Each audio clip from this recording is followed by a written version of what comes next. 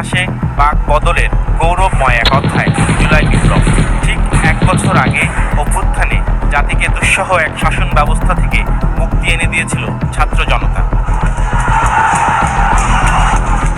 গণজাগরণের বর্ষপূর্তির কর্মসূচি উদ্বোধনের আয়োজনে যোগ দেন প্রধান উপদেষ্টা। শিক্ষার্থীদের হাতে তুলে দেন শহীদদের স্মরণে জাতীয় বিশ্ববিদ্যালয়ে চালু হওয়া ভিত্তি।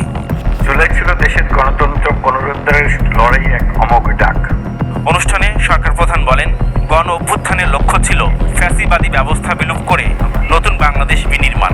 জানান, এখন থেকে প্রতি বছর পালন হবে অভ্যুত্থান দিবস, যাতে কোনো ফ্যাসিবাদ উৎখাতে আর 16 বছর অপেক্ষা করতে না হয়।